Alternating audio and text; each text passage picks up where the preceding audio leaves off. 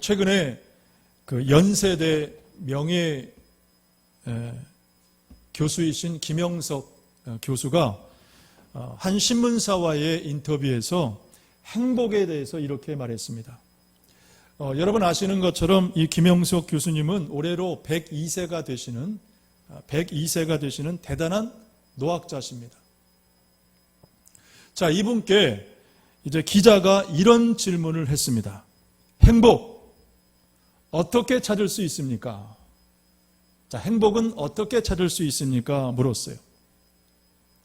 그랬더니 김영석 교수님이 가장 먼저 이 행복해질 수 없는 두 부류의 사람들이 있다 그랬습니다.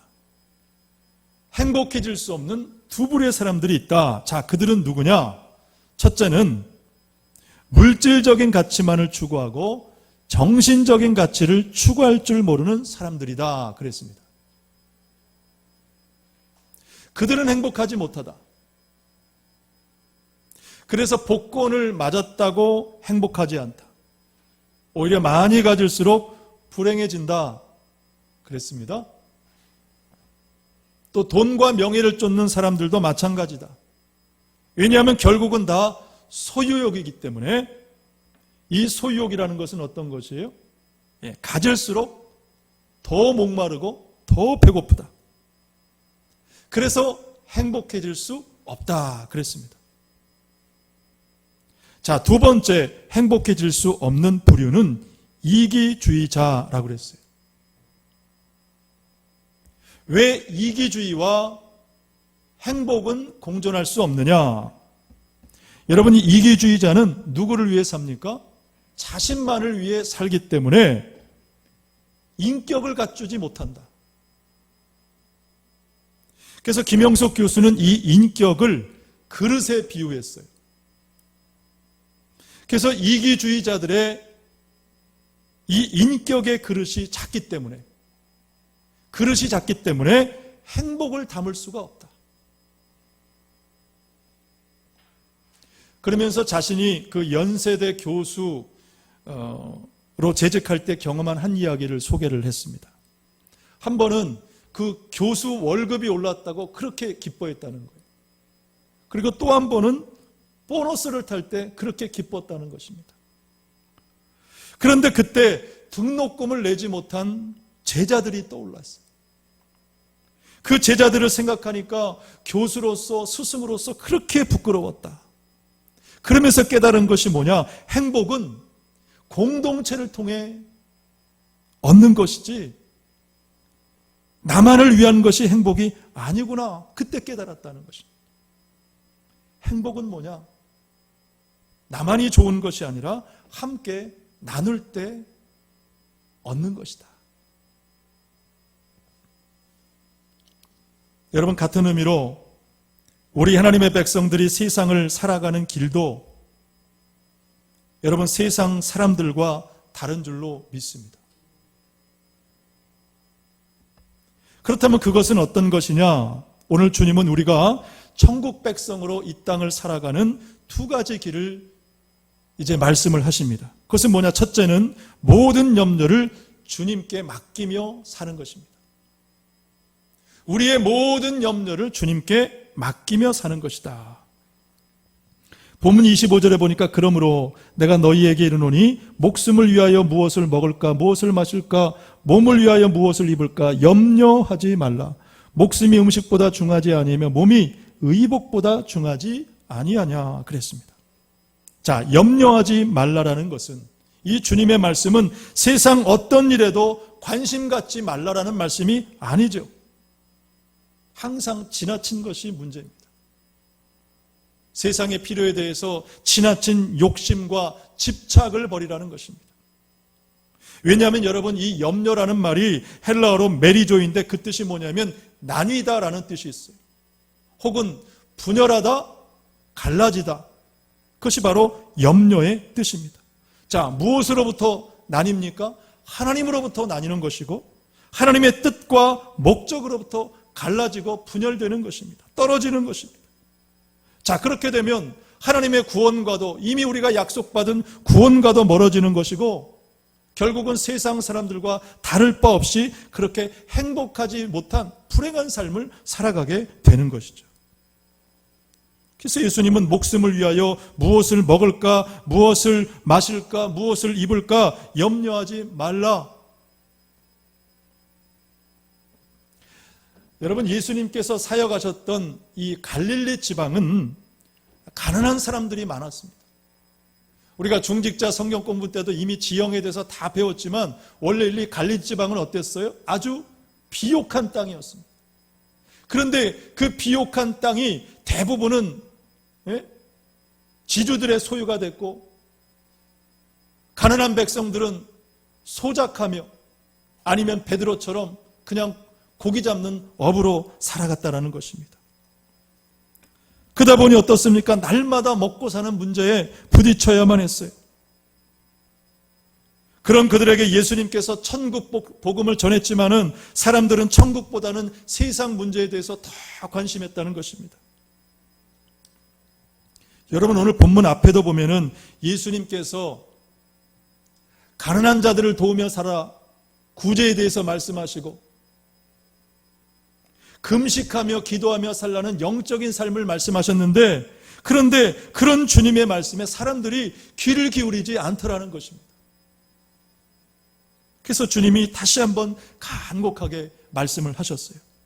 무엇을 먹을까? 무엇을 마실까? 무엇을 입을까? 염려하지 말라. 그런 것은 다 이방인들, 세상 사람들이 구하는 것이다.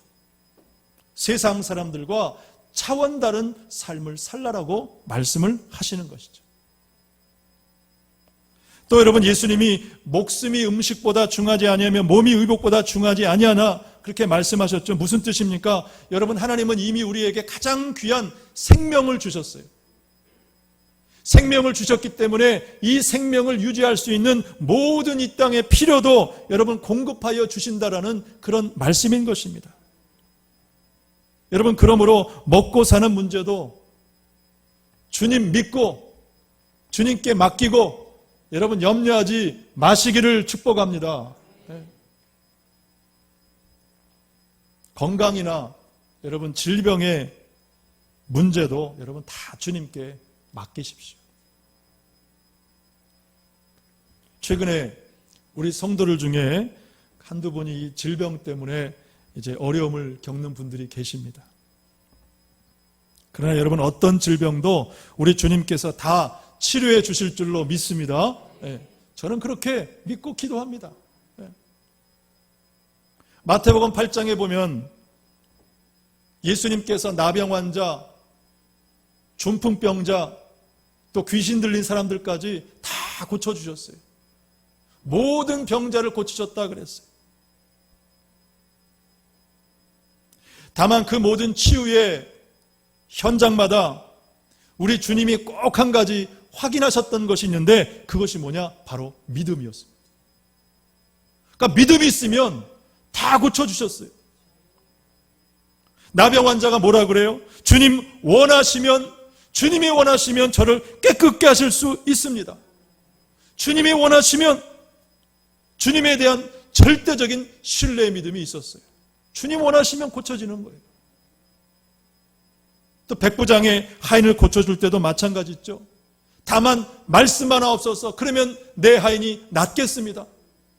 말씀만 하시면 낫는데요. 그래서 주님이 뭐라고 그러셨어요? 내가 이스라엘 중 누구에게서도 이만한 믿음을 보지 못했다. 그 믿음 하나 보시고 고쳐주신 거예요. 즉시로 나았다 그래요. 즉시로. 여러분, 주님에 대한 절대적인 신뢰 있는 사람에게 주님은 반드시 치유의 권능을 보여주실 줄로 믿습니다. 네. 지난주 중에 이번 주 며칠 안 됐어요. 우리 김명숙 권사님이 암 수술을 받았어요. 그런데도 지금 주일 예배 이렇게 깜짝 놀랐습니다. 제가 아침에 오신다는 얘기를 듣고.